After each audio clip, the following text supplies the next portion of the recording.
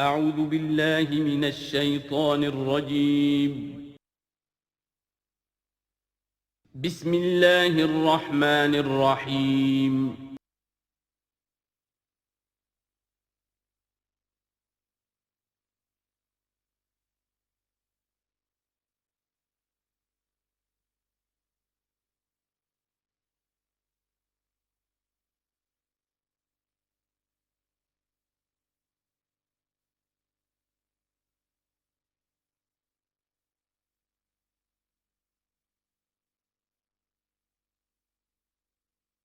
بسم اللہ اولہ و آخرہ۔ سورہ بقرہ کے ترجمے اور مختصر تشریح کے اختتام کے بعد اب ہمیں مکی اور مدنی صورتوں کے اس پہلے گروپ میں جو دو جوڑے مدنی صورتوں کے ہیں ان میں سے پہلے جوڑے کی دوسری صورت کا مطالعہ کرنا ہے۔ یہ سورہ آل عمران ہے۔ جیسا کہ اس سے قبل بھی میں آپ کو بتا چکا ہوں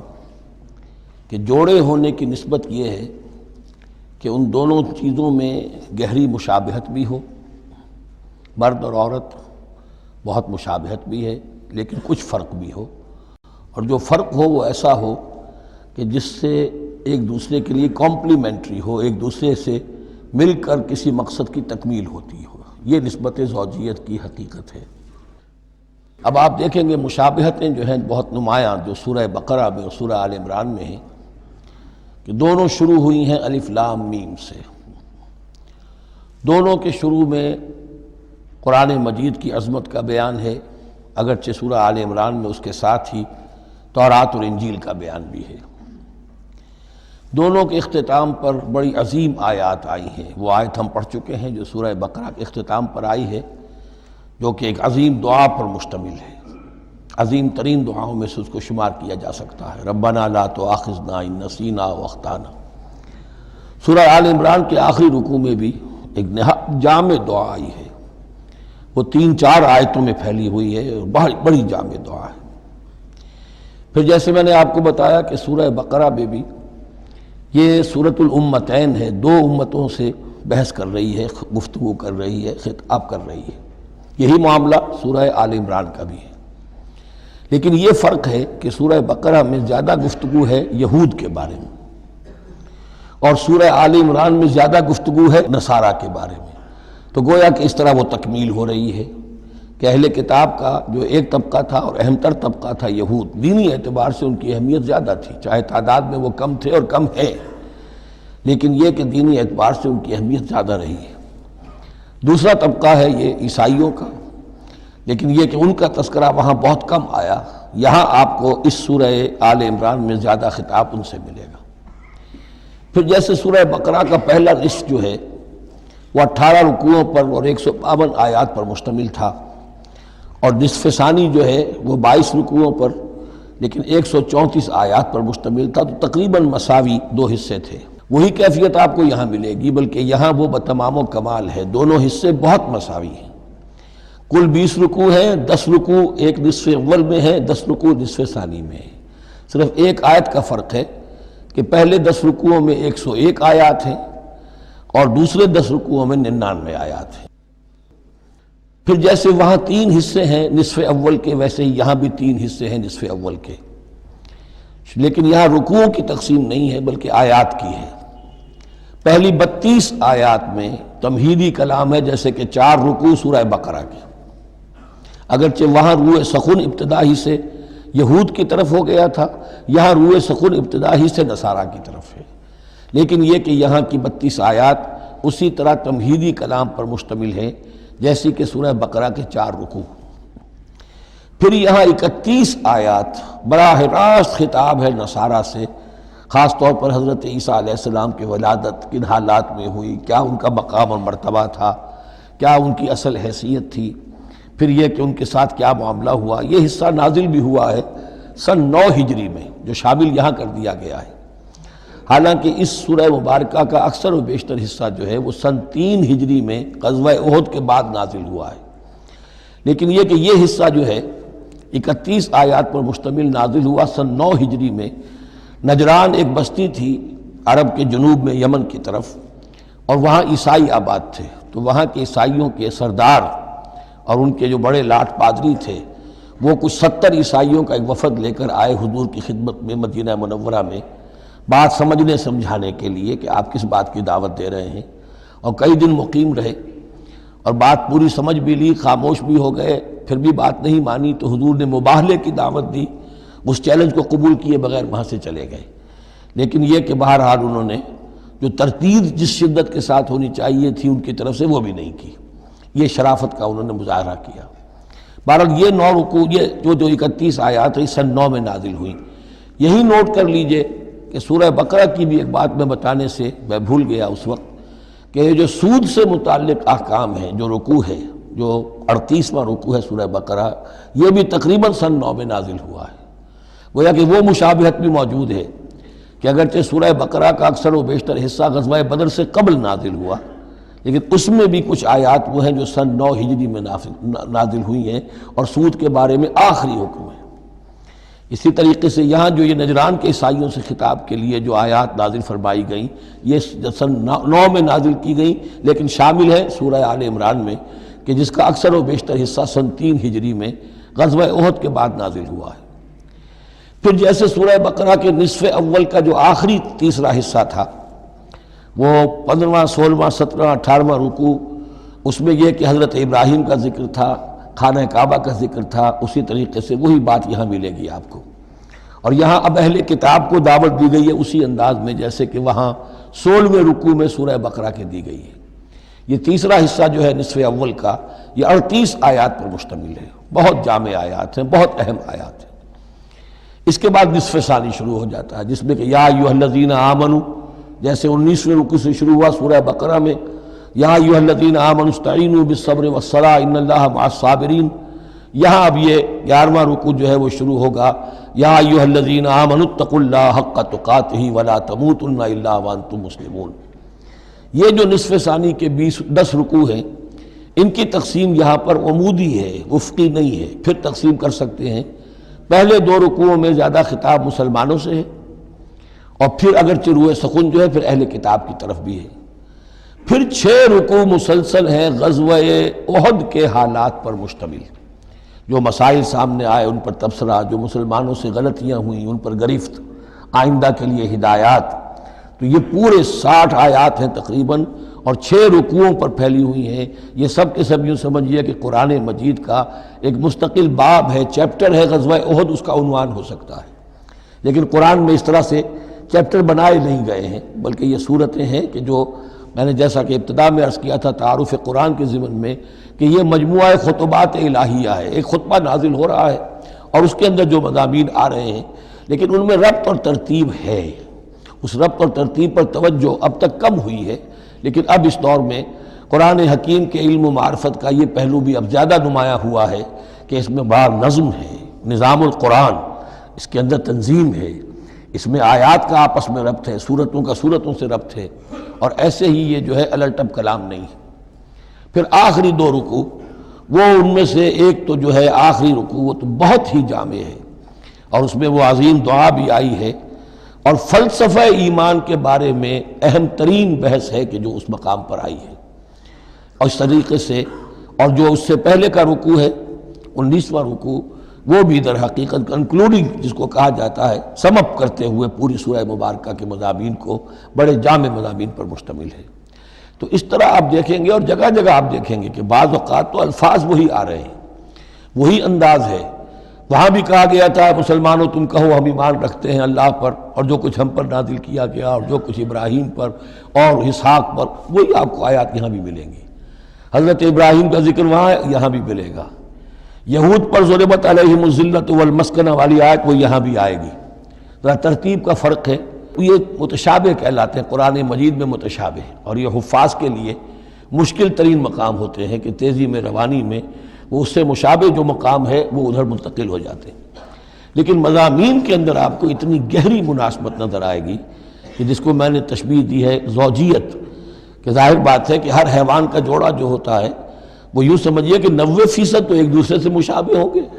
لیکن یہ کہ ان میں 5-10% کا فرق بھی ہوگا، اور وہ فرق بھی ایسا ہوگا کہ جو دونوں کے جمع ہونے سے کوئی نیا مقصد پیدا ہو رہا ہے اس سورہ مبارکہ کا، سورہ آل عمران کا۔ یہ اور یاد کر لیجئے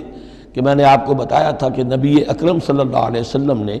ان دونوں صورتوں کو ایک نام دیا ہے۔ جیسے آخری جو دو صورتیں ہیں قرآن مجید کی، ان کو ایک نام دیا گیا معوذتین، قل اعوذ برب الفلق قل اعوذ برب الناس۔ ان دونوں صورتوں کو ایک نام دیا گیا الزہراوین، دو نہایت تابناک اور روشن صورتیں۔ تو یہ اس میں تمہیدی کلام میں بس اسی پر اکتفا کر کے اب ہم آگے مطالعہ شروع کرتے ہیں۔ اعوذ باللہ من الشیطان الرجیم، بسم اللہ الرحمن الرحیم۔ الف لام میم، اللہ لا الہ الا هو الحی القیوم، نزل علیک الکتاب بالحق مصدقا لما بین یدیہ وانزل التوراۃ والانجیل من قبل هدى للناس وانزل الفرقان ان الذين كفروا بآيات الله لهم عذاب شديد والله عزيز ذو انتقام۔ صدق اللہ العظیم۔ رب اشرح لي صدری ويسر لي امری واحلل عقدۃ من لسانی یفقهوا قولی۔ اللهم ربنا الہمنا رشدنا واعذنا من شرور انفسنا، اللهم ارنا الحق حقا وارزقنا اتباعه وارنا الباطل باطلا وارزقنا اجتنابه، اللهم وفقنا لما تحب وترضى، اللهم ربنا آنس وحشتنا في قبورنا وارحمنا بالقرآن العظيم، اللهم اجعله لنا إماما ونورا وهدى ورحمة، اللهم ذكرنا منه ما نسينا وعلمنا منه ما جهلنا وارزقنا تلاوته آناء الليل وآناء النهار واجعله لنا حجة يا رب العالمين آمین۔ الف لام میم یہ حروف مقطعات ہیں جن کے بارے میں اجمالی گفتگو سورہ بقرہ کے آغاز میں ہم کر چکے ہیں۔ اللہ لا الہ الا هو الحی القیوم، یہ الفاظ آیت الکرسی کے آغاز میں سورہ بقرہ میں آ چکے ہیں۔ ایک بات نوٹ کر لیجئے کہ ایک حدیث میں آتا ہے کہ اللہ کا ایک اسم اعظم ہے کہ جس کے حوالے سے اگر کوئی چیز اللہ سے مانگی جائے تو وہ ضرور دیتا ہے، لیکن اس کو حضور نے بتایا نہیں کہ وہ اسم اعظم کون سا ہے۔ کچھ اشارے کیے، جیسے رمضان میں ایک شب ہے لیلۃ القدر جو 1000 مہینوں سے افضل ہے، تعین کے ساتھ نہیں بتایا وہ کون سی، تاکہ تلاش کرو، زیادہ ذوق و شوق کا معاملہ ہو۔ لیکن جو اشارات آپ نے کیے ہیں اس سے اندازہ ہوتا ہے، کیونکہ یہ فرمایا گیا کہ یہ 3 صورتوں میں ہے، سورہ بقرہ میں، سورہ آل عمران میں اور سورہ طٰہٰ میں، وہ الفاظ الحی القیوم جو مشترک ہیں، سورہ بقرہ میں آیت الکرسی میں آئے ہیں، آل عمران میں یہاں دوسری آیت میں موجود ہیں، اور سورہ طٰہٰ کے بھی شروع کے اندر موجود ہیں۔ نزل علیک الکتاب بالحق، اس نے نازل فرمائی ہے، اس اللہ نے جس کے سوا کوئی معبود نہیں، جو الحی ہے القیوم ہے۔ اس میں اشارہ ہو رہا ہے اس کلام کی عظمت کی طرف کہ جان لو یہ کلام کس کا ہے، کس نے اتارا ہے۔ نزل علیک الکتاب بالحق، اس نے نازل فرمائی ہے یہ کتاب اے نبی آپ پر حق کے ساتھ۔ اور یہاں نوٹ کیجیے نزلہ ہے، نزلہ ینزل تنزیلا، انزلہ نہیں آیا ہے۔ مصدقا لما بین یدیہ، اور یہ تصدیق کرتے ہوئے آئی ہے اس کی جو اس کے سامنے موجود ہے، تورات اور انجیل۔ اور یہ کہ 2 اعتبارات سے تصدیق ہے کہ یہ قرآن تصدیق کرتا ہے ان کی کہ وہ اللہ کی کتابیں تھیں جن میں تحریف ہو گئی، لیکن یہ کہ قرآن اور حضور مصداق بن کر آئے ہیں ان پیشین گوئیوں کا جو ان کتابوں میں تھی۔ وَأَنزَلَ التَّوْرَاةَ وَالْإِنجِيلَ مِن قَبْلُ هُدًى لِلنَّاسِ، اسی طرح اللہ نے اس سے پہلے لوگوں کی ہدایت کے لیے تورات اور انجیل نازل فرمائی تھی۔ وَأَنزَلَ الْفُرْقَانَ، اور اللہ نے فرقان اتارا۔ فرقان قرآن مجید کے لیے بھی ہے، فرقان تورات کے لیے بھی ہے، فرقان معجزات کے لیے بھی ہے۔ ہر وہ شے یوم الفرقان ہم سورہ انفال میں پڑھیں گے، غزوہ بدر کے دن کو کہا گیا، جو شے بالکل مبرہن کر دے حق و باطل کے مابین امتیاز قائم کر دے، وہ فرقان ہے۔ لیکن یہاں اب تہدید کا انداز ہے، دھمکی کا انداز ہے۔ ان الذین کفروا بآیات اللہ، یہ دنیا کی دوسری کتابوں کا معاملہ نہ سمجھو کہ اسے مان لیا تب بھی کوئی حرج نہیں، نہیں مانا تب بھی کوئی حرج نہیں، اگر پڑھنے پر طبیعت راغب ہوئی تو بھی کوئی بات نہیں، نہیں راغب ہے تو مت پڑھو، کوئی الزام نہیں۔ یہ کتاب ویسی نہیں ہے، بلکہ یہ کتاب تو اب اگر نہیں مانو گے، ایمان نہیں لاؤ گے، تو ان الذین کفروا بآیات اللہ لہم عذاب شدید، تو ان کے لیے بہت سخت سزا ہوگی، واللہ عزیز ذو انتقام، اور اللہ تعالیٰ زبردست ہے، انتقام لینے والا ہے۔ یہ لفظ بہت اہم ہے کہ اللہ تعالیٰ جہاں رؤوف ہے، رحیم ہے، شفیق ہے، غفور ہے، ستار ہے، لیکن ساتھ ہی شدید ذو انتقام بھی ہے، عزوز ذو انتقام بھی ہے، شدید العقاب بھی ہے۔ یہ دونوں شانیں اللہ کی ذہن میں رہنی چاہیے۔ ان اللہ لا یخفی علیہ شیء فی الارض ولا فی السماء، یقیناً اللہ پر کوئی شے مخفی نہیں ہے، نہ آسمان کی نہ زمین کی۔ هو الذی یصورکم فی الارحام کیف یشاء، پہلی چیز اللہ کے علم سے متعلق تھی، اور یہ اللہ کی قدرت سے متعلق ہے۔ وہی ہے کہ جو تمہاری نقشہ کشی کر دیتا ہے، صورت بنا دیتا ہے تمہاری ماؤں کے رحموں میں جیسا چاہتا ہے۔ کسی کے پاس چوائس نہیں ہے کہ وہ اپنا نقشہ خود بنائے۔ لا الہ الا هو العزیز الحکیم، اس کے سوا کوئی معبود نہیں، اور یہ کہ وہی العزیز ہے اور الحکیم ہے۔ هو الذی انزل علیک الکتاب منہ آیات محکمات ہن ام الکتاب واخر متشابہات، وہی ہے جس نے آپ پر یہ کتاب نازل فرمائی۔ کسی کسی جگہ انزلہ کا لفظ بھی آ جاتا ہے، اور یہ ہوتا ہے ردم کے اعتبار سے، کیونکہ قرآن مجید کی اپنی ایک ملکوتی غنا ہے، اس کی ایک موسیقی ہے، ڈیوائن میوزک ہے، تو اس میں جو ردم کے حوالے سے اگر ضرورت ہو تو یہ الفاظ ایک دوسرے کی جگہ آ جائیں گے۔ منہ آیات محکمات، اس میں کچھ آیات تو ہیں محکم، پختہ، حکم جیسا کہ میں نے بتایا، حکمت عقل کی پختگی، محکم آیت، پختہ آیت جس کا مفہوم بالکل واضح ہو، جس کو ادھر سے ادھر کرنے کی کوئی گنجائش نہ ہو۔ ہن ام الکتاب، اس کتاب کی جڑ اور اساس اور بنیاد وہی ہے۔ وَأُخَرُ متشابہات، اور کچھ متشابہ ہیں کہ جن کا حقیقی اور صحیح مفہوم معین کرنا بہت مشکل ہے، بلکہ عام حالات میں ناممکن ہے۔ یہ میں تفصیل سے تعارف قرآن کے ضمن میں عرض کر چکا ہوں۔ آیات الاحکام جتنی بھی ہیں وہ سب محکم ہیں، یہ کرو یہ نہ کرو، یہ حرام یہ حلال۔ لیکن یہ کہ جو بھی آیات ہیں کہ جن میں بحث ہے عالم غیب سے، اللہ کی ذات و صفات، کیا تصور کریں؟ اللہ کا ہاتھ، اللہ کا چہرہ، اللہ کی کرسی، اللہ کا عرش، کیا تصور کریں؟ اسی طریقے سے فرشتے، عالم غیب کی شیئیں، عالم برزخ قبر میں کیا ہوتا ہے، اسی طرح عالم آخرہ جنت اور دوزخ کی اصل حقیقتیں ہم نہیں سمجھ سکتے، اس میں ہمارے ذہن کے قریب لا کر کچھ باتیں بتا دی گئی ہیں۔ ما لا یدرک کلہ لا یترک کلہ،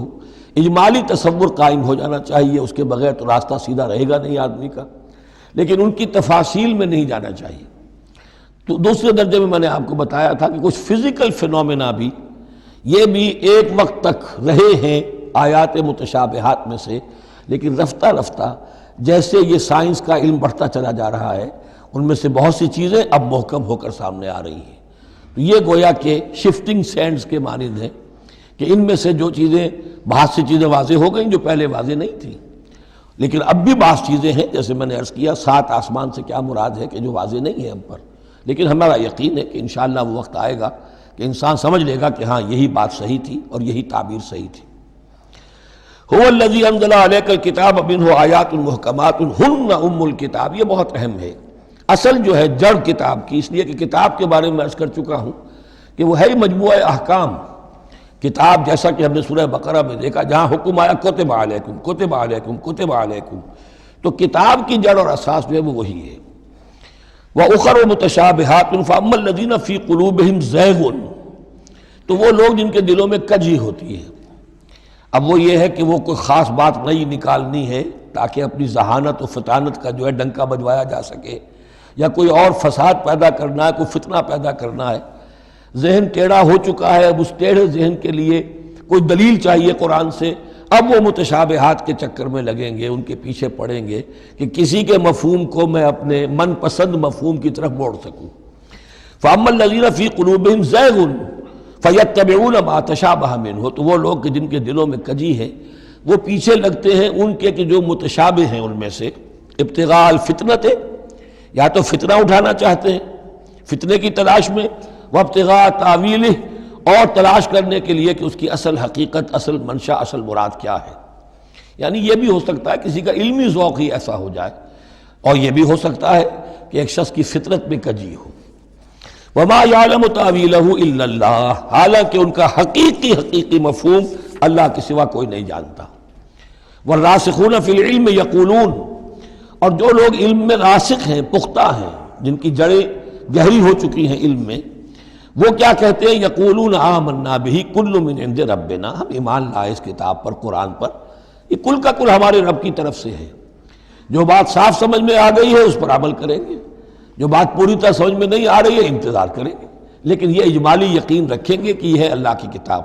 آمنا بہ کل من عند ربنا وما یذکر الا اولو الالباب، لیکن یہ صحیح روش اور یہ نصیحت نہیں حاصل کر سکتے مگر وہی کہ جو ہوش مند ہیں، عقل مند ہیں۔ اور سب سے بڑی ہوش مندی یہ ہے کہ انسان اپنی عقل کی لیمیٹیشنز کو جان لے، میری عقل کی حدود کیا ہیں، عقل کہاں تک جا سکتی ہے۔ اگر انسان اپنی عقل کی حدود کو نہیں جانتا تو وہ پھر اولو الالباب میں سے نہیں ہے۔ عقل بڑی شے ہے لیکن یہ کہ اس کی حدود ہیں،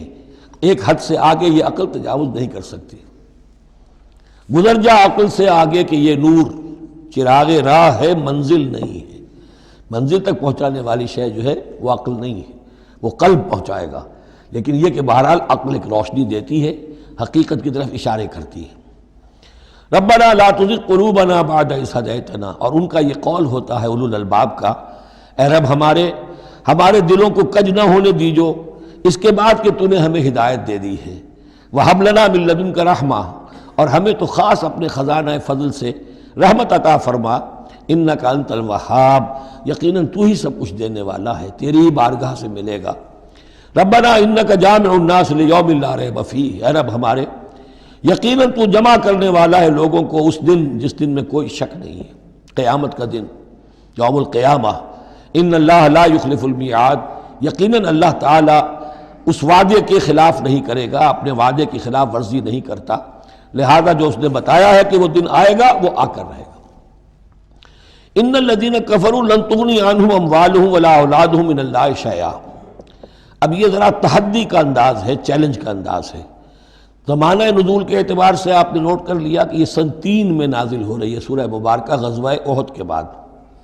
لیکن یہ کہ یہ رکوع جو ہے اس کے بارے میں گمان غالب ہے کہ یہ غزوہ بدر کے بعد نازل ہوئی ہے۔ غزوہ بدر جو ہے اس میں ایک طرف مسلمانوں کو بڑی زبردست فتح حاصل ہوئی تھی تو مسلمانوں کا مورال بہت بلند تھا، لیکن ایسی روایات بھی ملتی ہیں کہ جب مسلمان بدر سے کامیاب ہو کر، غازی بن کر، فتح یاب ہو کر واپس آئے تو جو یہودی قبیلے تھے مدینے کے، ان میں سے بعض لوگوں نے کہا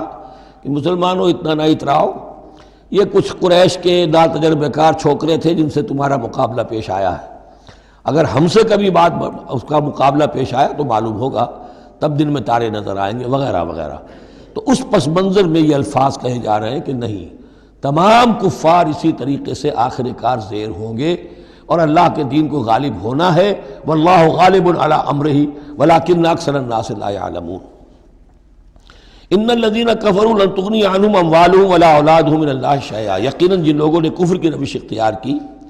ہرگز نہ بچا سکیں گے انہیں، نہ ان کے مال نہ ان کی اولاد اللہ سے کچھ بھی۔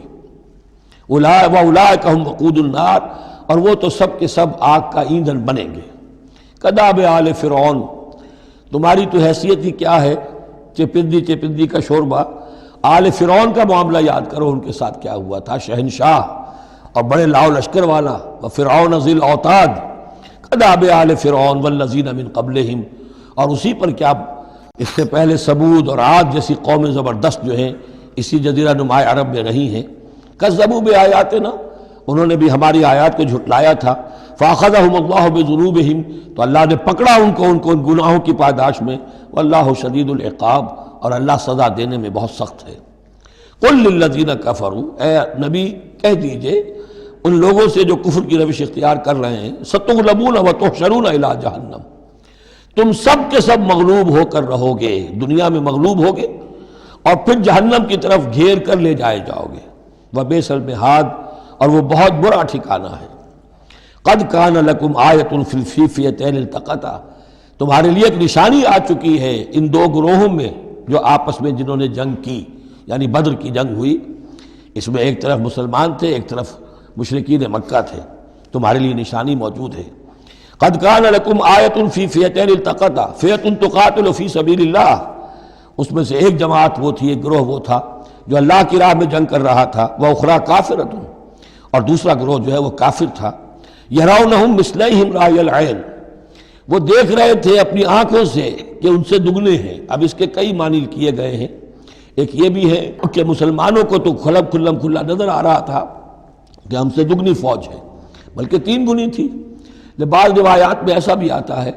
کہ اللہ تعالیٰ نے کفار پہ ایسا رعب طاری کر دیا تھا غزوہ بدر میں کہ انہیں نظر یہ آ رہا تھا کہ مسلمان ہم سے دگنے ہیں۔ تو ایسا ہو جاتا ہے، انسان کی سماعت اور بصارت پر ایسا اثر ہو جائے، تو اللہ تعالیٰ نے یہ کیا، وہ بھی بعض روایات ہیں۔ واللہ یؤید بنصرہ من یشاء، اور اللہ تائید فرماتا ہے اپنی نصرت سے جس کی چاہتا ہے۔ ان فی ذلک لعبرۃ، اس میں یقیناً ایک عبرت ہے، سبق آموزی ہے، لأولی الابصار، لیکن یہ عبرت اور سبق آموزی صرف ان کے لیے ہوتی ہے کہ جو آنکھیں رکھتے ہوں، جن کے اندر جو ہے دیکھنے کی صلاحیت موجود ہو۔ اب یہ آج بڑی اہم آ رہی ہے فطرت انسانی کے اعتبار سے۔ ظاہر بات ہے کہ چونکہ یہاں خاص طور پر میں نے عرض کیا تھا کہ یہود کی طرف ایک جو ہے وہ ایک روح سخن موجود ہے اہل کتاب کی طرف، اور اس واقعے کے اندر تو خاص طور پر جن لوگوں کے اندر کہ یہ دنیا کی محبت زیادہ شدید ہوتی ہے، تو اس کا ایک اثر بتا رہے ہیں کہ یہ واقعتاً اللہ نے فطرت انسانی میں رکھی ہے، اس لیے کہ یہ دنیا جو ہے اسے اللہ نے چلانا ہے، اس کی رونقیں رکھنی ہے جب تک اس کی مرضی ہے، قیامت تک تو اسے آباد رکھنا ہے۔ اولاد پیدا ہوگی تو دنیا قائم رہے گی، نسل چلے گی، مرد اور عورت کی ایک دوسرے کے ساتھ کشش ہوگی تو اولاد پیدا ہوگی، اور یہ تمام چیزیں جو ہیں، دولت کی کوئی طلب ہوگی تو آدمی محنت کرے گا، مشقت کرے گا، کمائے گا۔ تو اس لیے یہ چیزیں فطرت انسانی میں ہیں، یہ بیسک اینیمل انسٹنکٹس ہیں۔ بس ضرورت اس بات کی ہوتی ہے کہ انسٹنکٹس کو دبا کر رکھا جائے، اللہ کی محبت، اللہ کی شریعت کو اس سے بالا تر رکھا جائے، بس یہ نہیں ہے کہ ان کو ختم کر دیا جائے۔ سیلف انیہیلیشن اسلام میں نہیں ہے، یہ رہبانیت ہے کہ اپنے نفس کو کچل دو، ختم کر دو، نہیں، سیلف کنٹرول، اپنے آپ کو کنٹرول میں رکھو۔ یہ منہ زور گھوڑا ہے نفس انسانی کا، لیکن جتنا طاقتور گھوڑا ہوگا اتنا ہی آپ کے لیے تیز دوڑنا جو ہے وہ آسان ہوگا، لیکن جتنا منہ زور اور طاقتور گھوڑا ہے اتنا ہی اسے قابو میں رکھنے کی ضرورت بھی ہے، ورنہ اگر اس کے رحم و کرم پر سوار آ گیا تو جہاں چاہے گا پٹخنی دے دے گا۔ تو اس اعتبار سے سیلف کنٹرول ہو، گھوڑا پورا قابو میں ہو۔ البتہ یہ ہے کہ سیلف کو، اپنے نفس کو، اس کو کچل ڈالنا، سیلف انیہیلیشن، یہ اسلام میں نہیں۔ زین للناس حب الشہوات من النساء، مزین کر دی گئی ہے لوگوں کے لیے ایک تو محبت جو ہے، شہوت کی محبت خواتین کے بارے میں۔ اب دیکھیے یہاں بھی قرآن مجید گویا کہ ایک طرح سے تائید کر رہا ہے فرائڈ کی۔ اس کے نزدیک سب سے پورٹنٹ فیکٹر جو ہے، سب سے پورٹنٹ جو موٹیو ہے انسان کا، وہ سیکس ہے، اور یہاں بھی اللہ تعالیٰ نے سب سے پہلے اسی کا ذکر کیا ہے۔ اگرچہ میرے نزدیک ضروری نہیں ہے، اس لیے کہ دوسری جگہوں پر پیٹ جو ہے، معاشی ضرورت یہ اس سے بھی سخت ہو جاتی ہے، لیکن یہ کہ واقعتاً یہ حضور نے بھی فرمایا ہے صلی اللہ علیہ وسلم، ما ترکت بعدی فتنۃ اضر علی الرجال من النساء، میرے بعد اب مردوں کے لیے عورتوں کے فتنے سے بڑا فتنہ اور کوئی نہیں ہے۔ ان کی محبت جو ہے وہ انسان کو کہاں سے کہاں لے جاتی ہے۔ بلعام بن باورہ یہود کے اندر ایک بہت بڑا عالم اور فاضل شخص تھا، ایک عورت کے چکر میں آ کر اور وہ شیطان کا پیرو بن گیا۔ وہ قصہ آئے گا سورہ اعراف کے اندر۔ تو واقعہ یہ ہے، لیکن ایک فطرت کے اندر ہے تو صحیح، محبت تو ہے۔ زین للناس حب الشہوات من النساء والبنین، اور بیٹے انسان کو بہت پسند ہے، بیٹے ہوں، اس کا نام چلتا رہے، بڑھاپے کا سہارا بنے۔ والقناطیر المقنطرۃ من الذهب والفضہ، اور یہ کہ خزانے ہوں جمع کیے ہوئے سونے کے اور چاندی کے۔ والخیل المسومۃ، اور گھوڑے ہوں، بڑے نسل والے گھوڑے جو ہیں جن پر کے نشان لگے ہوئے ہوتے ہیں، پیڈگری ہوتی ہے ان کی۔ والانعام، اور مویشی ہوں، مال جو ہے پنجاب میں اور سرائکی کے علاقے میں مال کہتے ہی جانوروں کو ہیں، ان حیوانات کو ہیں، مال مویشی۔ والانعام والحرث، اور کھیتی۔ ذالک متاع الحیات الدنیا، بس جو نقطۂ اعتدال ہے وہ یہ ہے کہ جان لو یہ ساری چیزیں اس دنیا کی زندگی کا ساز و سامان ہے۔ اس زندگی کے لیے ضروریات کی حد تک ان سے فائدہ اٹھانا، اس میں کوئی بری بات نہیں، لیکن واللہ عندہ حسن المآب، لیکن اللہ کے پاس ہے اچھا لوٹنا۔ وہ جو ہے جو اللہ کے پاس ہے اس کے مقابلے میں یہ کچھ بھی نہیں۔ اگر یہ ایمان بالآخرہ ہے تو پھر تو انسان ان تمام چیزوں کو، اپنے تمام جذبات و میلانات کو ایک حد کے اندر رکھے گا، اس سے آگے نہیں آنے دے گا۔ لیکن اگر ان میں سے کوئی ایک شے بھی اتنی زوردار ہو گئی اس کی محبت کہ آپ کے دل کے اوپر اس کا قبضہ ہو گیا تو بس آپ گئے، اب وہی ند ہے، وہی اب آپ کا معبود ہے، چاہے وہ دولت ہو، چاہے وہ کوئی اور شے ہو، وہ اب آپ کا معبود بن جائے گی۔ قُلْ أَنَبِّئُكُمْ بِخَيْرٍ مِّن ذَلِكُمْ، ان سے کہیے کہ کیا میں تمہیں بتاؤں کہ ان تمام چیزوں سے بہتر شے کون سی ہے؟ لِلَّذِينَ اتَّقَوْا عِندَ رَبِّهِمْ جَنَّاتٌ تَجْرِی مِن تَحْتِهَا الْأَنْہَارُ خَالِدِینَ فِیہَا، وہ لوگ کہ جو اپنے رب کا تقوی اختیار کرتے رہے۔ تقوی یہی ہے کہ اپنے نفس کا بھی حق ہے دو، اِنَّ لِنَفْسِکَ عَلَیکَ حَقًّا، لیکن ناجائز راستے سے نہیں۔ تمہارے پیٹ کا بھی حق ہے، اس کا ادا کرو، لیکن عقل حلال سے۔ تمہاری اولاد کا تم پر حق ہے، اِنَّ لِنَفْسِکَ عَلَیکَ حَقًّا وَإِنَّ لِزَوْجِکَ عَلَیکَ حَقًّا وَإِنَّ لِزَوْرِکَ عَلَیکَ حَقًّا، تمہارے ملاقاتی آتے ہیں ان کا بھی تم پر حق ہے، وہ حقوق ادا کرو، لیکن اللہ سے اوپر کسی حق کو فائق نہ کر دینا، بس یہ ہے اصل بات۔ اگر تو یہ اگر حفظ مراتب نہ کنی زندگی، اگر یہ حفظ مراتب نہیں ہوگا تو گویا کہ اب آپ گئے، دین اور دنیا سب گئی۔ تو للذین اتقوا عند ربہم جنات، ان کے لیے ایسے باغات ہیں تجری من تحتہا الانہار، جن کے دامن میں ندیاں بہتی ہوں گی، خالدین فیہا، اس میں وہ ہمیشہ رہیں گے، وازواج مطہرۃ، اور بڑی ہی پاک عورتیں ہوں گی، ورضوان من اللہ، اور اللہ کی رضوان ہوگی، اللہ کی رضا ہوگی جو سب سے بڑی شے ہے، واللہ بصیر بالعباد، اور یقیناً اللہ تعالیٰ اپنے بندوں کو دیکھ رہا ہے۔ الذین، وہ کون سے بندے ہیں اس کے خاص؟ الذین یقولون ربنا اننا آمنا، جو یہ کہتے رہتے ہیں پروردگار ہم ایمان لے آئے، فاغفر لنا، بس ہمیں بخش دے، ذنوبنا، ہمارے گناہ، وقنا عذاب النار، اور ہمیں آگ کے عذاب سے بچائیو۔ اب ان کی بدہمیں الفاظ استعمال ہو رہے ہیں، یہ کون لوگ ہیں جو یہ دعا کرتے ہیں؟ ان کے یہ اوصاف ہیں، اور اس میں گویا کہ تلقین ہے، اگر اللہ سے یہ دعا کرنا چاہتے ہو کہ اللہ تمہیں تمہارے گناہ بخش دے اور تمہیں جہنم کے عذاب سے بچائے، تو یہ اوصاف اپنے اندر پیدا کرو۔ الصابرین والصادقین والقانتین والمنفقین والمستغفرین بالاسحار، صبر کرنے والے اور راست باز۔ راست بازی میں راست گوئی بھی ہے، راست کردار بھی ہے، عمل بھی آپ کا صحیح صحت پر ہو، درستی پر ہو، اور قول بھی صحیح اور درست ہو۔ والقانتین، فرما بردار، والمنفقین، اللہ کی راہ میں خرچ کرنے والے، والمستغفرین بالاسحار، اور جو جس کو آپ کہتے ہیں small hours of the morning, وہ جو سحر کا وقت ہے، سحری کا وقت ہے، اس میں استغفار کرنے والے۔ ایک تو نمازیں ہیں جو 5 نمازیں ہیں، لیکن خاص وہ وقت جو ہے اس میں جب کہ فرمایا گیا ہے کہ رات کے آخری حصے میں اللہ تعالیٰ نزول فرماتا ہے سمائے دنیا تک، اور پھر ایک ندا ہوتی ہے، حل من مستغفر فاغفر لہ، حل من سائل فاعطیہ، ہے کوئی استغفار کرنے والا کہ میں اسے معاف کر دوں، ہے کوئی کچھ مانگنے والا کہ میں اسے عطا کر دوں۔ ہم تو مائل بکرم ہے، کوئی سائل ہی نہیں، راہ دکھلائیں کسے، رہرو منزل ہی نہیں۔ شہد اللہ انہ لا الہ الا هو والملائکۃ واولو العلم قائما بالقسط، اللہ خود گواہ ہے کہ اس کے سوا کوئی معبود نہیں، سب سے بڑی گواہی تو اللہ کی ہے، والملائکۃ، اور سارے فرشتے گواہ ہیں، واولو العلم، اور اولو العلم بھی اس پر گواہ ہیں۔ یہ اولو العلم جو ہے، اولو الالباب، اولو العلم الذین یعقلون، یہ وہ لوگ ہیں کہ جو ان کائناتی آیات کے حوالے سے اللہ کو پہچان لیتے ہیں اور اس کو مان لیتے ہیں کہ وہی معبود برحق ہے۔ جو ہم نے 20ویں رکوع کی پہلی آیت پڑھی تھی سورہ بقرہ کی، ان فی خلق السماوات والارض واختلاف اللیل والنہار والفلک التی تجری فی البحر بما ینفع الناس، اور یہ تمام بہت سے فینومینا آف دی نیچر بیان کر کے لآیات لقوم یعقلون، تو جو یعقلون ہیں، جو اولو الالباب ہیں، اولو العلم ہیں، وہ بھی گواہ ہیں کہ اللہ کے سوا کوئی معبود نہیں۔ لیکن یہاں جو اہم ترین لفظ ہے وہ اب آ رہے ہیں، قائما بالقسط، وہ قسط اور عدل کا قائم کرنے والا ہے۔ وہ جو میں نے کل عرض کیا تھا کہ ہم بھی سمجھتے ہیں کہ اللہ عدل قائم کرتا ہے اور عدل کرے گا، البتہ یہ کہ اہل سنت کے نزدیک یہ کہنا جو ہے سوء ادب ہے کہ اللہ پر عدل کرنا واجب ہے، اللہ پر کسی شے کا وجوب نہیں، لیکن اللہ کو عدل پسند ہے، اللہ کو واللہ یحب المقسطین، اللہ خود بھی عدل فرمائے گا، لا الہ الا هو العزیز الحکیم، اس کے سوا کوئی معبود نہیں ہے، وہ زبردست ہے، کمال حکمت والا۔ ان الدین عند اللہ الاسلام، دین تو اللہ کے نزدیک پسندیدہ اور اللہ تعالیٰ کے ہاں منظور شدہ دین ایک ہی ہے، وہ الاسلام ہے۔ یہ صورت اس اعتبار سے، اور یہ بھی سورہ بقرہ اور سورہ آل عمران کے حوالے سے آپ سمجھ لیجئے، سورہ بقرہ میں ایمان پر زیادہ زور ہے۔ آمن الرسول بما انزل الیہ من ربہ، ایمانیات، شروع میں بھی ایمانیات، درمیان میں آیا بر میں ایمانیات۔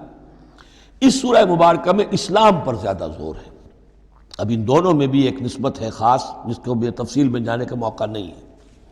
ان الدین عند اللہ الاسلام،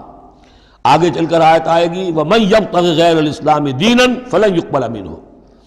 اگر کوئی شخص اسلام کے سوا کسی دین کو قبول کرے گا وہ اس کی جانب اللہ کے ہاں منظور نہیں ہوگا۔ وَمَا اخْتَلَفَ الَّذِينَ أُوتُوا الْكِتَابَ إِلَّا مِن بَعْدِ مَا جَاءَهُمُ الْعِلْمُ بَغْيًا بَيْنَهُمْ، یہ اسلام ہمیشہ سے چلا آ رہا ہے، حضرت آدم سے اسلام چلا آ رہا ہے۔ یہ وہی آیات جو تھی، آیت الاختلاف، اس کا گویا کہ خلاصہ آ گیا۔ اور جن لوگوں نے اختلاف کیا ہے، یہ پگڈنڈیاں نکالی ہیں، غلط راستوں پر مڑ گئے ہیں، تو یہ اس کے بعد کہ ان کے پاس علم آ چکا تھا، اور اصل سبب بغیم بینہم، ضدم ضدہ،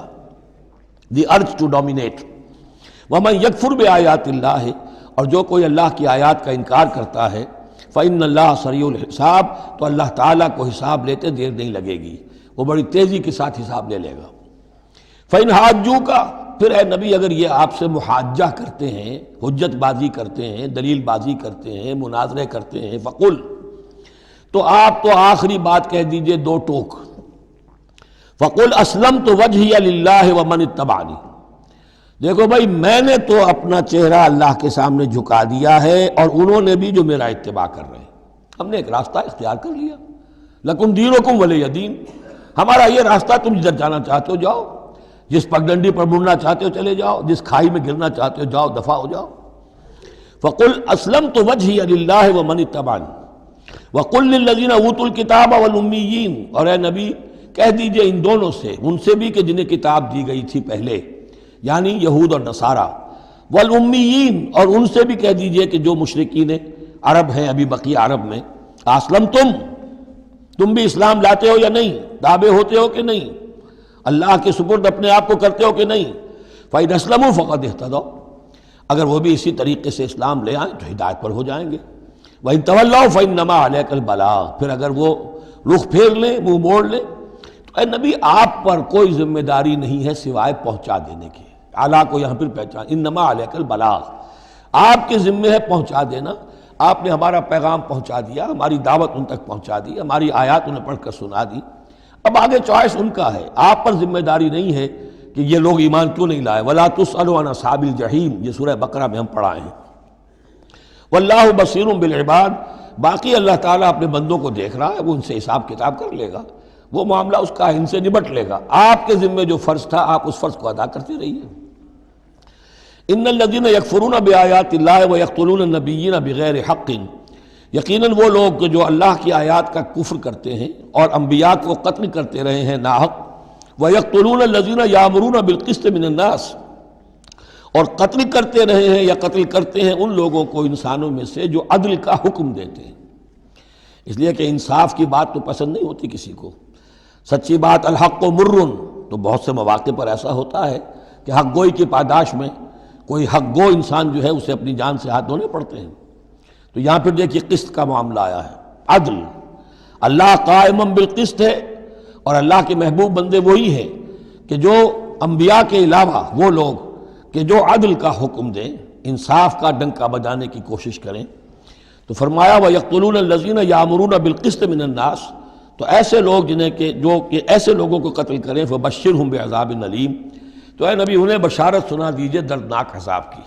اس میں ایک طنز ہے، بشارت، عذاب کی بشارت، یہ طنزیہ کلام ہے۔ اولئک الذین حبطت اعمالہم فی الدنیا والآخرہ، یہ وہ لوگ ہیں کہ جن کے تمام اعمال دنیا اور آخرت میں حبط ہو گئے۔ قریش کو یہ زوم تھا کہ ہم خادم کعبہ ہیں اور ہمارے پاس جو ہے یہ لوگ آتے ہیں، حج کرتے ہیں، ہم ان کی دعوت کرتے ہیں، کھانا کھلاتے ہیں، پانی پلاتے ہیں، سقایا ہے، تو ہماری اتنی خدمتیں ہیں، اللہ تعالیٰ کے ہاں جو ہے ہمیں بہرحال ان خدمتوں کے حساب میں ہمیں بخش دیا جائے گا۔ فرمایا وہ سارے اعمال حبط ہو جائیں گے اگر وہ شکل نہیں ہے۔ اگر تو صحیح پورے دین کو اختیار کرو گے تو ٹھیک ہے، ورنہ یہ کہ اولئک الذین حبطت اعمالہم فی الدنیا والآخرہ، بڑے سے بڑے چیریٹی کے کام کیے ہوں، چیریٹیبل انسٹیٹیوشنز قائم کر دی ہوں، کوئی حیثیت نہیں رکھتی اللہ کے نگاہ میں۔ وما لہم من ناصرین، اور ان کا پھر کوئی مددگار نہیں ہوگا۔ الم تر الی الذین اوتوا نصیبا من الکتاب، کیا تم نے غور نہیں کیا ان لوگوں کی حالت پر جنہیں کتاب کا ایک حصہ دیا گیا تھا؟ اوتو مجہول کا صیغہ، یہ جیسا کہ میں نے عرض کیا جہاں کوئی مذمت کا پہلو ہوتا ہے تو اس میں یہ مجہول کا صیغہ آتا ہے۔ جنہیں کتاب کا ایک حصہ دیا گیا تھا، یدعون الی کتاب اللہ لیحکم بینہم، اب انہیں بلایا جاتا ہے اللہ کی کتاب کی طرف کہ وہ ان کے مابین فیصلہ کرے۔ ثم یتولی فریق منہم وہم معرضون، پھر ان میں سے ایک گروہ جو ہے پیٹھ موڑ لیتا ہے اعراض کرتے ہوئے، یعنی یہ کہ مانتے بھی ہیں کتاب کو لیکن اس کے فیصلے کو تسلیم کرنے کے لیے تیار نہیں۔ ذالک بانہم قالوا لن تمسنا النار الا ایاما معدودات، یہ مضمون آ چکا ہے سورہ بقرہ میں۔ یہ کیوں ڈھٹائی ہو رہی ہے؟ جو مانتے بھی ہیں اور پھر عمل نہیں کر رہے، انہیں بتایا جاتا تم اس کتاب پر ایمان رکھتے ہو، اس میں یہ لکھا ہے یہ سود حرام ہے، کیا کر رہے ہو، یہ شے حرام ہے، کس کام میں لگے ہوئے ہو؟ لیکن نہیں، کیوں اڑ جاتا ہے انسان؟ اس کی تشخیص کر دی۔ ذالک بانہم قالوا، یہ اس وجہ سے ہے کہ انہوں نے یہ عقیدہ گھڑ لیا ہے کہ لن تمسنا النار الا ایاما معدودات، ہمیں تو چھو ہی نہیں سکتی آگ جہنم کی مگر گنتی کے چند دن۔ جب یہ عقیدہ ہے تو پھر کاہے کو انسان دنیا کا نقصان برداشت کرے؟ بابر میں عیش کوش کے عالم دوبارہ نیست، حلال سے حرام سے جائز سے ناجائز سے جو بھی عیش حاصل کیا جا سکتا کرنا چاہیے، بخش تو دیا ہی جانا ہے۔ یہ عقیدہ ہے کہ جو در حقیقت ایمان بالآخرت کی نفی کر دیتا ہے۔ وَغَرَّهُمْ فِي دِينِهِمْ مَا كَانُوا يَفْتَرُونَ، اور انہیں دھوکے میں مبتلا کر دیا ہے ان کے دین نے، ان چیزوں نے دین کے معاملے میں دھوکے میں ڈال دیا جو انہوں نے افترا کر لیے، گھڑ لیے۔ اللہ نے تو کوئی ضمانت نہیں دی تھی، نہ لاؤ تورات لاؤ انجیل لاؤ، کہیں ضمانت نہیں ہے، یہ تو تمہارا من گھڑت عقیدہ ہے، اور اسی کی وجہ سے دین کے اندر تم اب بد دین یا بے دین ہو گئے ہو۔ فَكَيْفَ إِذَا جَمَعْنَاهُمْ لِيَوْمٍ لَا رَيْبَ فِيهِ، تو کیا حال ہوگا اس دن، اس وقت تو یہ بڑھ چڑھ کر باتیں بنا رہے ہیں، زبان درازیاں کر رہے ہیں، کیا ہوگا اس دن جب کہ ہم انہیں جمع کریں گے لِيَوْمٍ لَا رَيْبَ فِيهِ، اس دن جس دن کے بارے میں کوئی شک نہیں۔ وَوُفِّيَتْ كُلُّ نَفْسٍ مَا كَسَبَتْ، اور پھر ہر ذی نفس کو، ہر جان کو، ہر انسان کو پورا دے دیا جائے گا جو کچھ اس نے کمائی کی ہوگی، وَهُمْ لَا يُظْلَمُونَ، اور ان پر کوئی زیادتی نہیں ہوگی۔ اب اس کے بعد پھر ایک بڑی عظیم دعا آ رہی ہے۔ اس سورہ مبارکہ میں دعائیں بہت ہیں، یہ بھی بہت عظیم دعا ہے، اور یہ تو باقاعدہ تلقین کر کے کہا گیا ہے۔ کہیں تو ایسا ہوتا ہے لوگ ایسے دعا کرتے ہیں، یہاں ہے قل اللہم مالک الملک، کہو اے اللہ جو تمام بادشاہت کا مالک ہے، مالک الملک ہے، کل ملک اس کے اختیار میں ہے، تؤتی الملک من تشاء، تو حکومت اور اختیار دیتا ہے جس کو چاہتا ہے، وتنزع الملک ممن تشاء، اور سلطنت چھین لیتا ہے جس سے چاہتا ہے، وتعز من تشاء، اور تو عزت دیتا ہے جس کو چاہتا ہے، وتذل من تشاء، اور تو ذلیل کر دیتا ہے جس کو چاہے، بیدک الخیر، تیرے ہاتھ میں سب خوبی ہے۔ اس کے دونوں معنی ہیں، کل خیر خوبی تیرے ہاتھ میں ہے، دوسرے کہ تیرے ہاتھ میں خیر ہی خیر ہے۔ بسا اوقات انسان جسے اپنے لیے شر سمجھ بیٹھتا ہے وہ بھی اس کے لیے خیر ہوتا ہے۔ عسیٰ ان تحبوا شیئا وہو شر لکم وعسیٰ ان تکرہوا شیئا وہو خیر لکم، انک علی کل شیء قدیر، یقیناً تو ہر چیز پر قادر ہے۔ تولج اللیل فی النہار، تو رات کو لے آتا ہے دن میں پرو کر، وتولج النہار فی اللیل، اور پھر دن کو نکال لاتا ہے رات میں سے پرو کر، وتخرج الحی من المیت، اور تو نکالتا ہے زندہ کو مردہ سے، وتخرج المیت من الحی، اور تو نکالتا ہے مردہ کو زندہ سے۔ اس کی بہترین مثال مرغی اور انڈا، مرغی میں جان نہیں ہے لیکن اسی میں سے چوزہ برآمد ہوتا ہے، زندہ ہے، اور وہ مرغی جو ہے وہی انڈا دے رہی ہے، تو گویا کہ اللہ تعالیٰ کے ہاں وہ چیز چل رہی ہے، تخرج الحی من المیت وتخرج المیت من الحی، وترزق من تشاء بغیر حساب، اور تو دیتا ہے جس کو چاہتا ہے بے حد و حساب۔ لا يتخذ المؤمنون الکافرین اولیاء من دون المؤمنین، اہل ایمان نہ بنائیں اپنے دوست کافروں کو، اولیاء ایسا دوست جو قلبی دوست ہو، جو رازدار بھی ہو جاتے ہیں، پشت پناہ بھی ایک دوسرے کے سمجھے جاتے ہیں، یہ تعلق کفار کے ساتھ اختیار کرنے کی اجازت نہیں ہے۔ ایک اچھا رویہ ہو، ظاہری مدارات ہوں، آپ ان سے اچھے کلچرڈ طریقے پر بات کریں، تہذیب کے ساتھ، یہ اور بات ہے، لیکن دلی محبت، قلبی رشتہ، جذباتی تعلق، ان کی ایک ایسے باہمی مدد کا ایک رشتہ قائم کر لینا، پشت پناہ ہونے کا رشتہ بنا لینا، اس کی اجازت نہیں ہے۔ لا يتخذ المؤمنون الکافرین اولیاء من دون المؤمنین، اہل ایمان کو چھوڑ کر ان کے ساتھ یہ رشتہ قائم کرنا اللہ کو پسند نہیں ہے۔ ومن یفعل ذلک فلیس من اللہ فی شیء، اور جو کوئی بھی یہ حرکت کرے گا پھر اس کا اللہ کے ہاں کوئی مقام نہیں ہوگا، کوئی رشتہ اللہ کا پھر اس کے ساتھ نہیں رہے گا۔ اللہ کے دشمنوں کے ساتھ تمہاری دوستی ہے تو ظاہر بات ہے کہ پھر اللہ کے ساتھ تمہارا کوئی تعلق نہیں رہا۔ الا ان تتقوا منہم تقاۃ، سوائے یہ کہ تم ان سے بچاؤ کرنا چاہو، بچاؤ کے لیے۔ بعض اوقات ایسے حالات ہوتے ہیں کہ کھلے مقابلے کا بھی موقع نہیں ہے، تو آپ طرح دے رہے ہیں، آپ وقت جو ہے یو آر بائنگ ٹائم، تو اس میں کوئی ظاہری خاطر مدارات کا مسئلہ بھی ہو جائے تو کوئی حرج نہیں ہے، لیکن یہ کہ مستقل واقعی قلبی محبت قائم کر لینا یہ جائز نہیں ہے۔ ویسے یہ کہ اسی پھر آیت کے اسی الفاظ کو ہمارے ہاں اہل تشیع نے تقیہ کی جڑ بنا دیا ہے، لیکن انہوں نے اسے پہنچا دیا اس حد تک کہ جھوٹ بھی بولو، اپنے عقائد بھی چھپا لو، اور اس کے لیے دلیل یہاں سے لاتے ہیں۔ لیکن یہ بالکل ایک دوسری شکل ہے کہ یہ صرف ایک ظاہری مدارات کی حد تک، ایک حد تک، یہ نہیں کہ آپ جھوٹ بولنے پر آ جائیں اور آپ ایک چیز کو چھپانے پر آ جائیں، بس یہ ہے کہ آپ اس وقت تک، جیسے ہم پڑھ چکے ہیں سورہ بقرہ میں، کہ اگرچہ یہ یہودی جو ہیں ان کے دلوں کے اندر آگ بھری ہوئی ہے تمہارے خلاف، لیکن یہ فصفحوا فاعفوا واصفحوا، ابھی ذرا درگزر کرتے رہو، ابھی فوری طور پر ان کے ساتھ جو ہے معاملہ کوئی مقابلے وغیرہ کا شروع کرنا مناسب نہیں ہے۔ اس حد تک مصلحت بینی تو صحیح ہے، لیکن یہ نہیں کہ جھوٹ بولا جائے معاذ اللہ۔ وَيُحَذِّرُكُمُ اللَّهُ نَفْسَهُ، اور اس میں بھی اب اور نرمی کر دی، اللہ تمہیں ڈراتا ہے اپنے آپ سے، اللہ سے ڈرو، یعنی کسی اور سے ڈر کر خواہ صرف خاطر مدارات کر لینا بھی صحیح نہیں ہے، لیکن یہ کہ بہرحال ضرورت ہے، کسی وقت مصلحت ہے تو کرو، لیکن یہ کہ اصل تمہارے دل میں خوف اللہ کا رہنا چاہیے۔ وَإِلَى اللَّهِ الْمَصِيرُ، اور اللہ ہی کی طرف تمہیں لوٹ جانا ہے۔ قُلْ إِن تُخْفُوا مَا فِي صُدُورِكُمْ وَتُبْدُوهُ يَعْلَمُ اللَّهُ، یہ پھر وہی آیت آ گئی ہے جو سورہ بقرہ کے آخر میں آئی تھی، لِلَّهِ مَا فِي السَّمَاوَاتِ وَمَا فِي الْأَرْضِ وَإِن تُبْدُوا مَا فِي أَنفُسِكُمْ أَوْ تُخْفُوهُ يُحَاسِبْكُم بِهِ اللَّهُ، یہاں فرمایا قُلْ إِن تُخْفُوا مَا فِي صُدُورِكُمْ، کہہ دیجئے کہ اگر تم چھپاؤ جو کچھ کہ تمہارے سینوں میں ہے، او تبدوہ، یا تم اسے ظاہر کر دو، یعلمہ اللہ، اللہ تعالیٰ اس کو جانتا ہے۔ تمہارے ظاہر کرنے چھپانے سے اللہ سے کوئی تعلق نہیں ہے، ایک دوسرے سے چھپا سکتے ہو، ظاہر کر سکتے ہو، اللہ سے نہیں۔ وَيَعْلَمُ مَا فِي السَّمَاوَاتِ وَمَا فِي الْأَرْضِ، اور وہ جانتا ہے جو کچھ کہ آسمانوں میں اور زمین میں ہے۔ وَاللَّهُ عَلَىٰ كُلِّ شَيْءٍ قَدِيرٌ، اور اللہ تعالیٰ ہر چیز پر قادر ہے۔ یوم تجد کل نفس ما عملت من خیر محضرا، اس دن کا تصور کرو جس دن ہر جان، ہر نفس موجود پائے گا، حاضر کیا ہوا پائے گا ہر وہ عمل جو اس نے کیا ہوگا۔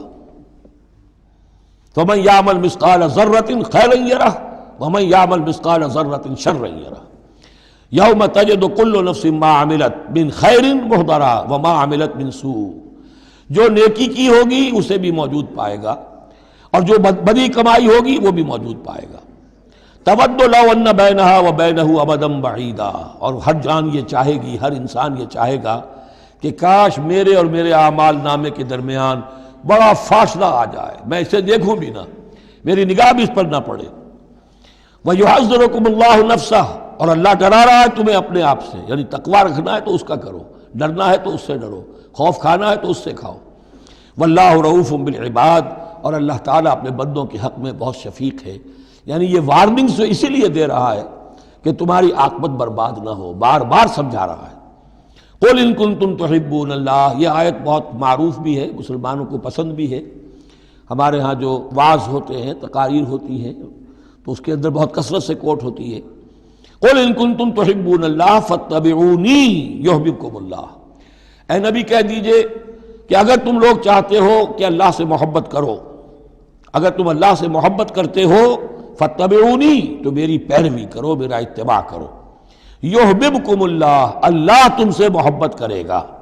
وَيَغْفِرْ لَكُمْ ذُنُوبَكُمْ، اور تمہارے گناہ بخش دے گا، وَاللَّهُ غَفُورٌ رَحِيمٌ، اور اللہ غفور الرحیم ہے۔ قُلْ اطیعوا اللہ والرسول، کہہ دیجئے اطاعت کرو اللہ کی اور اس کے رسول کی، فَإِن تَوَلَّوْا فَإِنَّ اللَّهَ لَا يُحِبُّ الْكَافِرِينَ، اور اگر وہ پیٹھ موڑ لیں تو اللہ کو ایسے کافر پسند نہیں ہے۔ یہ دو آیتیں اس اعتبار سے بڑی اہم ہیں کہ اس میں رسول کے لیے دو الفاظ آئے ہیں، اطاعت اور اتباع۔ اطاعت اگر نہیں ہے تو کفر ہو گیا۔ اطاعت تو لازم ہے، لیکن اطاعت کس چیز میں ہوتی ہے؟ جو حکم دیا ہے یہ کرو، آپ کو کرنا ہے۔ اتباع اس سے اوپر کی شے ہے، انسان خود تلاش کرے حضور کیا کرتے تھے، اور چاہے آپ نے نہیں فرمایا کہ یہ کرو لیکن آپ ان کی پیروی کر رہے ہیں، یہ گویا کہ دائرہ وسیع ہو گیا۔ جس سے محبت ہوتی ہے اس کا انسان جو ہے اس کی ہر طرح سے اس کے ساتھ ایک مناسبت پیدا کرنا چاہتا ہے، کیسا لباس اس کا ہے ویسا ہی لباس اپنا بنائے، کیا چیزیں اس کو پسند ہیں کھانے میں وہی چیزیں خود بھی کھائے اور پسند کرے۔ تو یہ چیزیں جس کا حکم نہیں ہے، جیسے کہ ایک صحابی کا واقعہ آتا ہے کہ وہ ایک مرتبہ آئے اور انہوں نے اس وقت یہ دیکھا، ایک ہی مرتبہ آئے ہوں گے کہیں باہر سے بدو صحابی، کہ حضور کے کرتے کے بٹن لگے ہوئے نہیں تھے۔ انہوں نے ساری عمر پھر اپنے کرتے کے بٹن نہیں لگائے، حضور نے حکم تو نہیں دیا تھا، دیکھا یہ کہ محمد اس شان میں تھے اس وقت، تو پھر اس کے بعد اسی کو لازم کر لیا۔ اس اتباع میں یہ بات بھی آ جائے گی کہ اگرچہ دین کے کچھ تقاضے ایسے ہیں کہ جس درجے میں محمد الرسول اللہ صلی اللہ علیہ وسلم نے ان کو پورا کیا، اس درجے میں پورا کرنا کسی انسان کے بس میں نہیں ہے،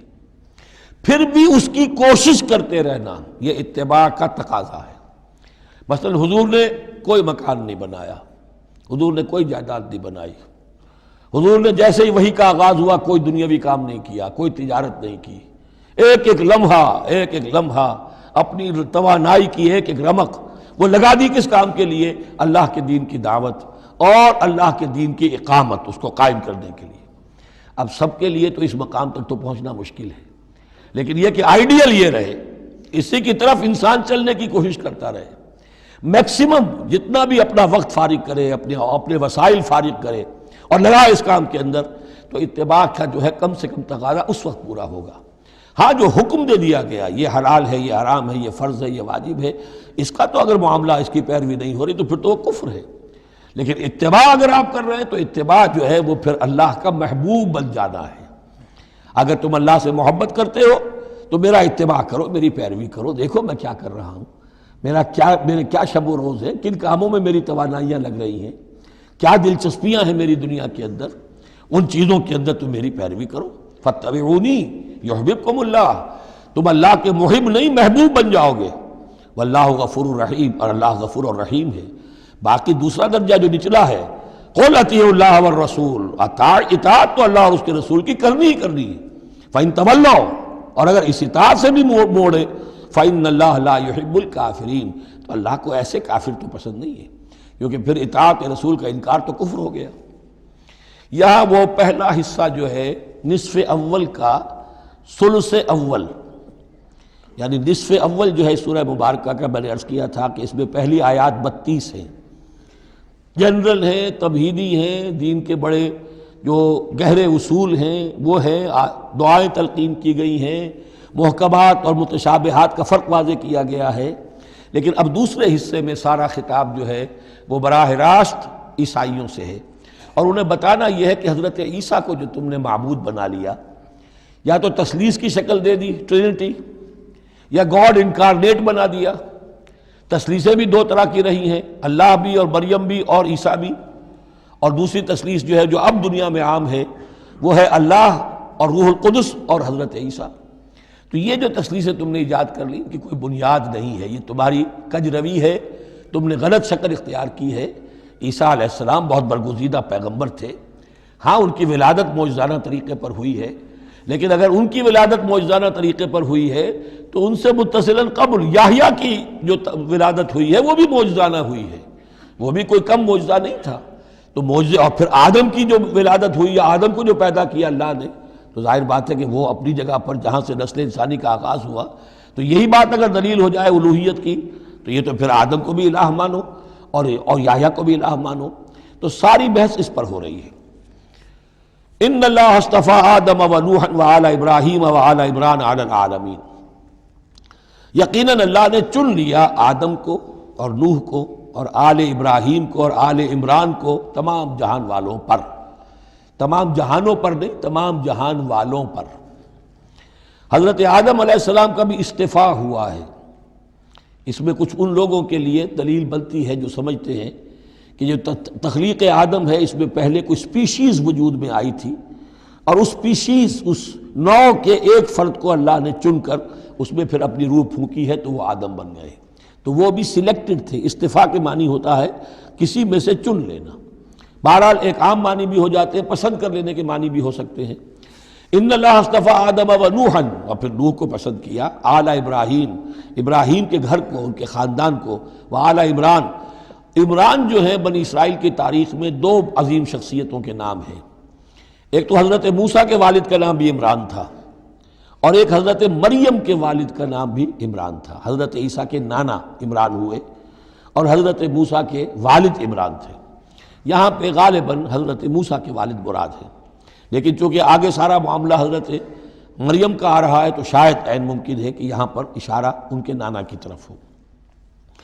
ذریۃ بعضھا من بعض، اور یہ سب جو ہے ایک دوسرے کی نسل سے ہیں، ایک دوسرے کی اولاد سے ہیں۔ نوح حضرت آدم کی اولاد سے ہیں، ابراہیم حضرت نوح کی اولاد سے ہیں، پھر ان کے پورا خاندان بنی اسماعیل، بنی اسرائیل، یہ ان کی اولاد میں سے ہیں۔ واللہ سمیع علیم، اللہ سمیع اور علیم ہے۔ اس قالت امرأۃ عمران رب انی نذرت لک ما فی بطنی محررا فتقبل منی۔ اب یہ جو عمران کی بیوی ہیں یعنی حضرت مریم کی والدہ، یہ بہت نیک عورت تھیں، بہت ہی متقی، نیک، زاہد۔ ان کو حمل ہوا تو انہوں نے پروردگار سے ایک منت مانی، نظر مانی، رب انی نذرت لک ما فی بطنی، جو میرے پیٹ میں جو بھی بچہ اے اللہ تو پیدا فرما رہا ہے میں تیری ہی نظر کرتی ہوں، یعنی دنیاوی کوئی ذمہ داریوں کا بوجھ اس پر نہیں ہم ڈالیں گے، اور ہیکل کی خدمت کے لیے، دین کی خدمت کے لیے، تورات کی خدمت کے لیے اس کو وقف کر دیں گے، ہم اپنا بھی کوئی بوجھ ان پر نہیں ڈالیں گے، اس توقع میں کہ اللہ بیٹا عطا کرے گا۔ محررن کے مطلب ہے اسے آزاد کر دیں گے، تحریر آزاد کر دینا، حر سے، کہ کوئی ذمہ داری اس پر نہیں ہوگی، اسے ہم خالص کر دیں گے تیرے دین کی خدمت کے لیے اور ہیکل کی خدمت کے لیے۔ فتقبل منی، تو اے اللہ میری اس نظر کو تو قبول فرما لے، شرف قبول عطا فرما۔ انک انت السمیع العلیم، یقیناً تو سب کچھ سننے والا اور سب کچھ جاننے والا ہے۔ فلما وضعتها قالت رب انی وضعتها انثی، اب جب وضع حمل ہوا تو پھر اس نے کہا اے اللہ یہ تو میں ایک بیٹی جنم گئی ہوں، یعنی میری تو یہاں بیٹی ہو گئی ہے، میں تو امید میں تھی کہ بیٹا آئے گا تو اس کو جو ہے میں وقف کر دوں گی۔ اس وقت تک ہیکل کے خادموں میں کسی خاتون کو، لڑکی کو قبول نہیں کیا جاتا تھا۔ واللہ عالم بما وضعت، اللہ فرما رہا ہے کہ اللہ بہتر جانتا تھا کہ کیا اس نے جنا ہے، اسے کیا پتہ کیسی بیٹی جنی ہے۔ ولیس الذکر کالانثی، اور کہاں ہوگا کوئی بیٹا اس بیٹی جیسا۔ اس کے دونوں معنی کیے گئے، ایک تو ایسا کہ یہ گویا کہ قول مانا جائے حضرت مریم کی والدہ کا کہ لڑکا تو لڑکی کی طرح نہیں ہوتا، اب لڑکا ہوتا تو میں اسے خدمت کے لیے وقف کر دیتی، یہ تو لڑکی ہو گئی۔ اور ایک یہ بھی ہے کہ اللہ کی طرف سے اس کو مانا جائے واللہ عالم بما وضعت ولیس الذکر کالانثی، کوئی بیٹا ایسا ہو ہی نہیں سکتا جیسی بیٹی تمہیں دی ہے۔ وَإِنِّي سَمَّيْتُهَا مریم، اور وہی اب ان کا کلام شروع ہوا ان کی والدہ کا، مریم کی، میں نے اس کا نام مریم رکھا ہے۔ وَإِنِّي أُعِيذُهَا بِكَ، اور اے اللہ میں اسے تیری پناہ میں دیتی ہوں، وَذُرِّيَّتَهَا، اور جو بھی اس کی اولاد ہو، نسل ہو، اس کو بھی تیری پناہ میں دیتی ہوں، مِنَ الشیطان الرجیم، مردود شیطان کے حملے سے، کہ اللہ ان کو، مریم کو بھی اور اس کی آنے والی اولاد کو بھی تو بہت ہی اپنی حفاظت میں رکھیو، شیطان سے بچائیو۔ فتقبلها ربها بقبول حسن، تو قبول فرما لیا انہیں، یعنی حضرت مریم علیہ السلام کو ان کے رب نے بڑی ہی عمدگی کے ساتھ، قبول حسن، شرف قبول عطا فرمایا بڑی ہی خوبصورت انداز میں۔ وانبتها نباتا حسنا، اور ان کی پرورش کی بہت ہی عمدہ طریقے پر، بہت اعلیٰ طریقے پر۔ وکفلها زکریا، اور ان کو کفالت میں دے دیا، تربیت میں دے دیا حضرت زکریا کے۔ یہ حضرت زکریا جو ہیں یہ خالو تھے حضرت عیسیٰ علیہ السلام کے، حضرت مریم کے خالو۔ تو ہم ان کی تحویل میں، اور وہ اس وقت کے چیف کاہن تھے، chief priest of the temple, ہیکل سلیمانی کے وہی نبی بھی تھے اور وہی وہاں کے سب سے بڑے جو ہیں، جو آج کل ہم سمجھتے ہیں مجاور وغیرہ، تو وہ مقام ان کا کاہنوں کا ہوتا تھا۔ وَكَفَّلَهَا زَكَرِيَّا كُلَّمَا دَخَلَ عَلَيْهَا زَكَرِيَّا الْمِحْرَابَ، جب کبھی بھی زکریا ان کے پاس جاتے تھے محراب میں، وجد عندها رزقا، وہ دیکھتے تھے محراب حجروں کی شکل کے اندر جو جیسے بنے ہوتے ہیں مسجدوں کے ساتھ، تو ایسے ایک حجرہ ان کو دے دیا گیا کہ یہ اللہ کے لیے نذر کی گئی ہیں اور ان کو قبول کر لیا گیا ہے، تو اب ان کے لیے یہاں پر یہ حجرہ ہے، اس میں وہ رہتی ہیں۔ لیکن جب بھی وہ حجرے میں جاتے تھے تو دیکھتے تھے ان کے پاس کھانا، میوے رکھے ہیں بغیر موسم کے، اور بعض لوگوں کی رائے یہ بھی ہے کہ یہاں سے مراد مادی کھانا نہیں ہے بلکہ علم و حکمت، کہ جب حضرت زکریا ان سے بات کرتے تھے تو یہ کہ انہیں حیران رہ جاتے تھے کہ اس لڑکی کو یہ اس قدر حکمت کہاں سے مل گئی، اتنی معرفت کہاں اس کو حاصل ہوئی۔ قال یا مریم انا لک ھذا، وہ پوچھتے اے مریم یہ تمہیں کہاں سے چیزیں ملتی ہیں، یہ کھانے کہاں سے آ جاتے ہیں، یہ بے موسمی پھل کہاں سے آ جاتے ہیں، یا یہ علم و حکمت کی باتیں تمہیں کیسے معلوم ہوتی ہیں؟ قالت هو من عند اللہ، تو وہ کہتی تھیں یہ سب اللہ کی طرف سے ہے، اس کا فضل ہے، اس کا کرم ہے۔ ان اللہ یرزق من یشاء بغیر حساب، یقیناً اللہ تعالیٰ جس کو چاہتا بغیر حساب عطا کرتا ہے۔ ہنالک دعا زکریا ربہ، ہنالک یہ بالکل اس طرح سے دیر اینڈ دین، جب یہ مشاہدہ ہوا حضرت زکریا کو تو انہوں نے بھی ایک دعا کی اپنے پروردگار سے۔ ہنالک دعا زکریا ربہ رب قال رب ہب لی من لدنک ذریۃ طیبہ، اے اللہ مجھے بھی بڑی کوئی پاکیزہ اولاد عطا کر دے۔ بہت بوڑھے ہو چکے تھے،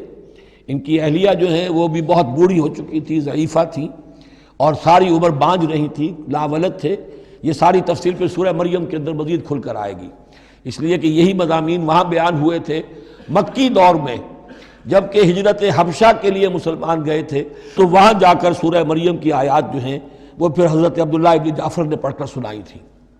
اس مناسبت سے یہ مضامین آپ کو سورہ مریم میں بھی ملیں گے۔ ساری عمر بوڑھے رہے اور بے اولاد رہے، لیکن اب وہ ایک دبی ہوئی خواہش، چنگاری، وہ بھڑک اٹھی، اے اللہ اس بچی کو تو یہ کچھ دے سکتا ہے تو تیری قدرت ہے مجھے بھی ذریۃ طیبہ، پاکیزہ اولاد عطا فرما۔ انک سمیع الدعاء، یقیناً تو دعا کا سننے والا ہے۔ فنادت الملائکۃ، تو فرشتوں نے انہیں پکار کر کہا، ندا کی، وہو قائم یصلی فی المحراب، اور وہ کھڑے ہوئے نماز پڑھ رہے تھے اپنی محراب میں، ان کا بھی حجرہ تھا۔ ان اللہ یبشرک بیحییٰ، اللہ تعالیٰ تمہیں بشارت دیتا ہے زکریا یحییٰ کی، مصدقا بکلمۃ من اللہ، جو تصدیق کرے گا ایک ایسے شخص کی جو اللہ کا خاص کلمہ ہوگا، یعنی حضرت عیسیٰ، کلمۃ منہ، یہ بعد میں باتیں آئیں گی، وسیداً، اور سردار ہوگا، وحسوراً، اور تجرد کی زندگی گزارے گا، ونبیا من الصالحین، اور نبی ہوگا صالحین میں سے۔ یہاں نوٹ کر لیجئے کہ آخری مدح کا لفظ جو حضرت یحییٰ کے لیے آیا ہے وہ نبی ہے، نبیا من الصالحین۔ قال رب انا یکون لی غلام، ابھی خود دعا کر رہے تھے لیکن غالباً اس کی بڑی توثیق چاہ رہے ہیں اللہ سے، ری ایشورنس۔ کہا پروردگار میرے ہاں کیسے بیٹا ہو جائے گا، وقد بلغنی الکبر، جبکہ میں انتہائی بوڑھا ہو چکا ہوں، وامرأتی عاقر، اور میری بیوی جو ہے بانجھ رہی ہے۔ قال کذلک اللہ یفعل ما یشاء، تو انہوں نے کہا